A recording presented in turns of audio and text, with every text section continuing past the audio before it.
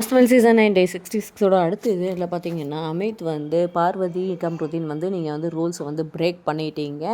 ஆனால் நீங்கள் rules break பண்ணதுக்காக ஹவுஸ்மேட்ஸ் எல்லாருக்கிட்டேயும் எல்லோரும் வந்து சாப்பிட வச்சுருந்த டீ, பால், காஃபி, முட்டை முதற்கொண்டு எல்லாத்தையுமே பிக் பாஸ் வந்து திருப்பி வாங்கிட்டார்.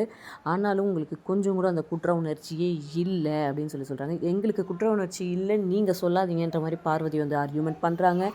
அதனால் நாங்கள் ஹவுஸ்மேட்ஸ் எல்லாரும் வந்து சேர்ந்து ஒரு முடிவு எடுத்திருக்கோம். தலையாக இந்த முடிவை நாங்கள் என்ன சொல்கிறோம் அப்படின்னா, அதுக்கு பனிஷ்மெண்ட்டாக வந்து நீங்கள் 2 பேர் இந்த வாரம் ஃபுல்லாக பேசக்கூடாது அப்படின்னு சொல்லி அமித் சொல்கிறாரு. ஆல்ரெடி இது வந்து விக்ரம் கொடுத்த ஐடியா தான். இது நீங்கள் பண்ணதுக்கு ஹவுஸ்மேட்ஸ் எல்லோரும் எப்படி அனுபவிக்கிறாங்களோ ஹவுஸ்மேட்ஸ் எல்லோரும் சொல்கிறோம், நீங்கள் 2 பேர் இந்த வாரம் அனுபவிக்கணுன்ற ஒரு இதில் சொல்கிறாங்க. அதுக்கு நீங்கள் வந்து இதெல்லாம் சொல்லக்கூடாது, நாங்கள் 2 பேர் பேசணுமா பேசக்கூடாதா அப்படின்றத சொல்கிறதுக்கு இங்கே யாருக்கும் எதுவும் இல்லை, யாருக்கும் அந்த ரைட்ஸ் இல்லைன்னு பார்வதி சொல்கிறாங்க. கம்ருதீன் என்னன்றாரு, இதெல்லாம் வந்து எங்கள் கேமை அஃபெக்ட் பண்ணும், நீங்கள் போடுற புது ரூல்ஸ் அப்படின்ற மாதிரி சொல்கிறாங்க.